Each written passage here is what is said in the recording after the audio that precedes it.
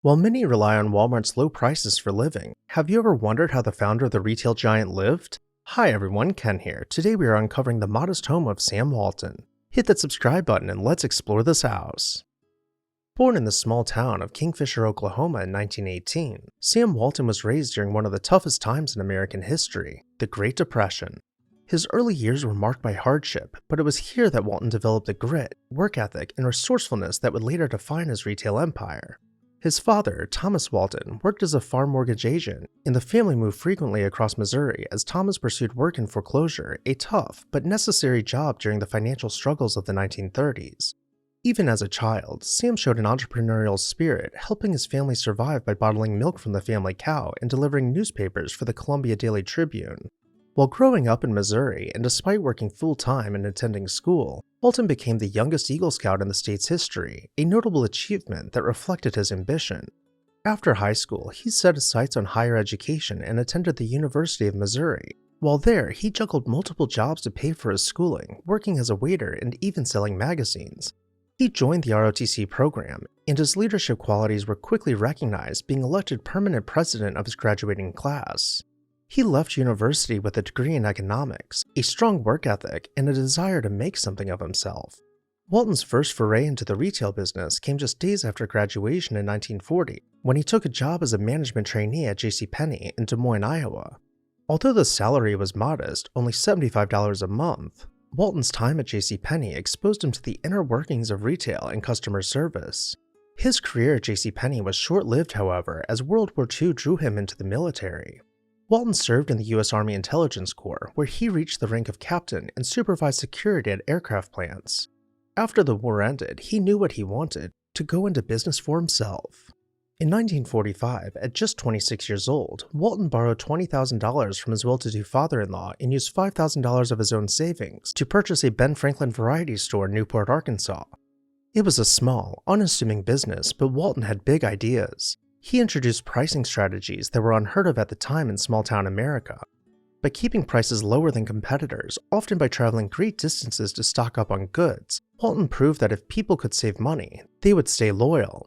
His innovative approach soon caught on, and the store's revenue soared. But success didn't come without challenges.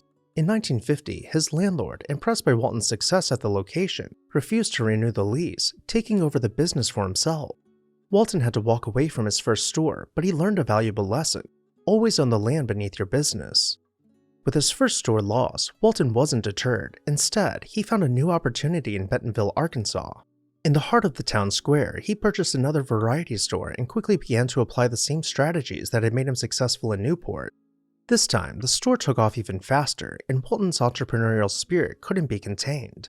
By 1962, Walton and his brother Bud owned a chain of Ben Franklin stores across Arkansas, Missouri, and Kansas. But Walton wasn't content with simply running a small chain of stores. He saw the future of retail and discounting, a concept that was still relatively new at the time. In 1962, in the small town of Rogers, Arkansas, Sam Walton opened the very first Walmart. Unlike his competitors, Walton believed that rural America could support large discount stores just as easily as big cities. His competitors thought he was making a mistake, but Walton was undeterred. His revolutionary approach was simple: offer customers the lowest prices by focusing on high-volume sales and an efficient supply chain. While others ignored rural markets, Walton thrived by catering to small-town shoppers, offering them the convenience of a one-stop shopping experience. He paired this with a revolutionary distribution system, ensuring that Walmart's inventory was always stocked and prices stayed low. By strategically locating stores near regional warehouses and relying on an in-house trucking fleet, Walton was able to keep the costs down and pass the savings on to his customers. Over the next 2 decades, Walmart expanded at a breakneck pace. By the 1970s, Walmart had grown into a regional powerhouse with over 190 stores. But the secret to Walton's success wasn't just his focus on low prices, it was his hands-on approach. He famously visited every store, sometimes flying his own plane, to check in on operations. He fostered a culture of collaboration where store managers were treated as partners rather than employees. His philosophy of shared responsibility and investment became a cornerstone of Walmart's success. By the time the 1980s rolled around, Walton had transformed Walmart into the largest retailer in the US, with stores in almost every state. The numbers were staggering. By 1985, Walmart had grown to 800 stores and generated billions in annual sales. Walton had become the richest man in America, but he was never one to flaunt his wealth. In fact, he famously drove an old pickup truck and lived in a modest home in Bentonville, Arkansas, showing the same frugality that had helped him build his empire. While he had originally wanted a much smaller, much simpler home, his wife Helen convinced him to hire E. Fay Jones to design for them a sprawling ranch. The architect had been a student of Frank Lloyd Wright and introduced elements of Wright's designs into the house.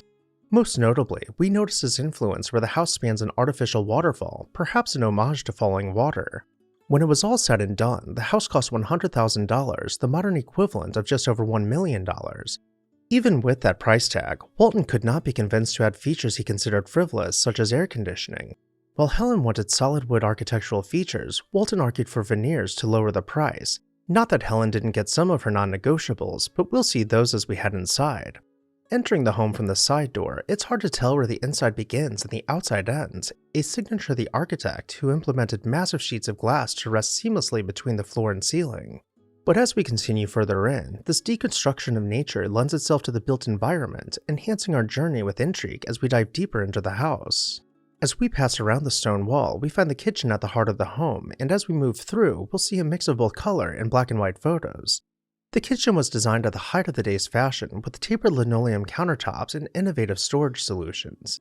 Not only were there cabinets inlaid with a motif designed by the architect, but each one was assigned a special function. As we begin opening some of them, we find pass-throughs for serving, as well as a special hot beverage bar. At the opposite end of the kitchen, there is a small pantry wrapped with a telephone table and marked by a state-of-the-art radio. Continuing around the bend, we find the laundry room and extra cold storage for frozen foods. Once again, in emphasizing function, several components which make up this space are modular, including a folding cart for making it less strenuous to put away clothes. To allow for ample natural light in the laundry room, Jones designed a series of tightly paced slats to let light in while hiding the general mess of chores. Heading back inside, at the end of the kitchen, we find the hearth room with a corner fireplace, but if we head around the wood-paneled wall, we'll find the study quietly tucked away. And even though these two rooms are separated by a wall, they are connected by a vaulted ceiling which is open to both spaces. Returning to the hearth room, we'll look past the kitchen to see a massive floor-to-ceiling fireplace anchoring our view.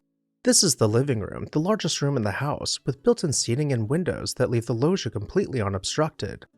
In fact, this trompe-l'oeil is so masterful that we can barely distinguish the corner window of the living room from outside on the loggia, because in place of mullions, the two sheets of glass have been perfectly fitted with each other.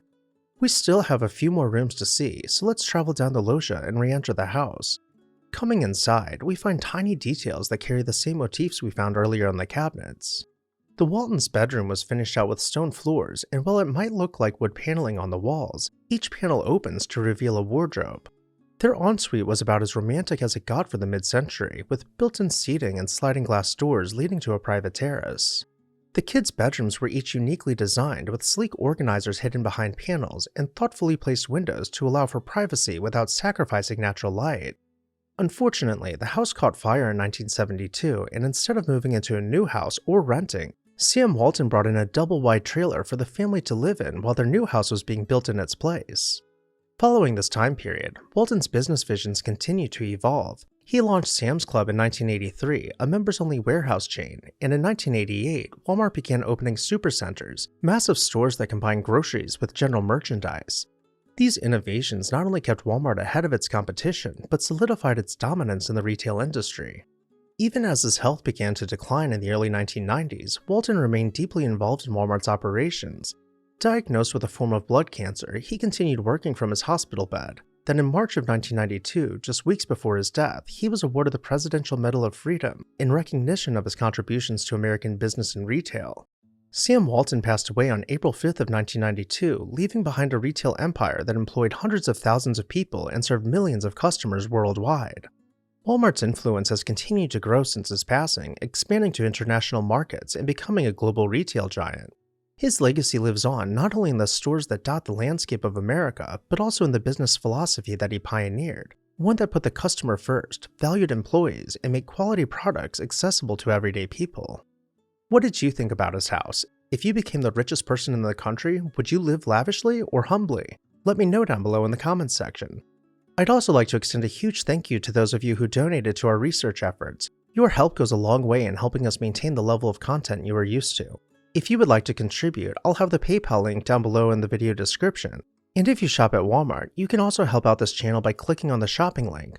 Walmart will split a commission with us without you spending an extra penny of your hard-earned money. As always, thank you all for watching, and I'll see you next time on This House.